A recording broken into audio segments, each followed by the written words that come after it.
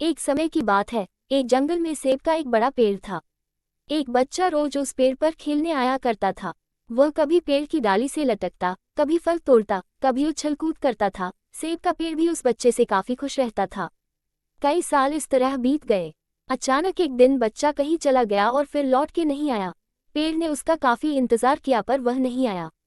अब तो पेड़ उदास हो गया था। काफी साल बाद वह बच्चा फिर से पेड़ के पास आया पर वह अब कुछ बड़ा हो गया था। पेड़ उसे देखकर काफी खुश हुआ और उसे अपने साथ खेलने के लिए कहा। पर बच्चा उदास होते हुए बोला कि अब वह बड़ा हो गया है, अब वह उसके साथ नहीं खेल सकता। बच्चा बोला कि अब मुझे खिलौने से खेलना अच्छा लगता है, पर मेरे पास खिलौने खरीदने के लिए पैसे नहीं है। पेड़ बोला, उदास न हो, तुम मेरे फल सेब तोड़ लो और उन्हें बेचकर खिलौने खरीद लो। बच्चा खुशी खुशी फल सेब तोड़ के ले गया, लेकिन वह फिर बहुत दिनों तक वापस नहीं आया। पेड़ बहुत दुखी हुआ। अचानक बहुत दिनों बाद बच्चा, जो अब जवान हो गया था, वापस आया। पेड़ बहुत खुश हुआ और उसे अपने साथ खेलने के लिए कहा।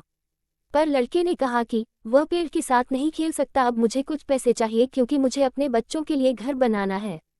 पेड़ बोला, मेरी शाखाएं बहुत मजबूत हैं, तुम इन्हें काट कर ले जाओ और अपना घर बना लो। अब लड़के ने खुशी खुशी सारी शाखाएं काट डाली और लेकर चला गया। उस समय पेड़ उसे देखकर बहुत खुश हुआ, लेकिन वह फिर कभी वापस नहीं आया। और फिर से वह पेड़ अकेला और उदास हो गया था।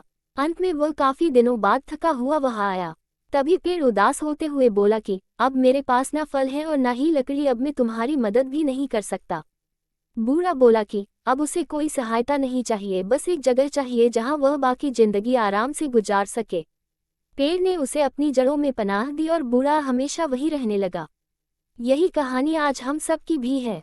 मित्रों, इसी पेड़ की तरह हमारे माता पिता भी होते हैं। जब हम छोटे होते हैं तो उनके साथ खेलकर बड़े होते हैं और बड़े होकर उन्हें छोड़कर चले जाते हैं और तभी वापस आते हैं जब हमें कोई ज़रूरत होती है। धीरे धीरे ऐसे ही जीवन बीत जाता है। हमें पेड़ रूपी माता पिता की सेवा करनी चाहिए, ना कि सिर्फ उनसे फ़ायदा लेना चाहिए। इस कहानी में हमें दिखाई देता है कि उस पेड़ के लिए वह बच्चा बहुत महत्वपूर्ण था और वह बच्चा बार बार जरूरत के अनुसार उस सेब के पेड़ का उपयोग करता था, ये सब जानते हुए भी कि वह उसका केवल उपयोग ही कर रहा है। इसी तरह आजकल हम भी हमारे माता पिता का जरूरत के अनुसार उपयोग करते हैं और बड़े होने पर उन्हें भूल जाते हैं। हमें हमेशा हमारे माता पिता की सेवा करनी चाहिए, उनका सम्मान करना चाहिए और हमेशा, भले ही हम कितने भी व्यस्त क्यों ना हो, उनके लिए थोड़ा समय तो भी निकलते रहना चाहिए।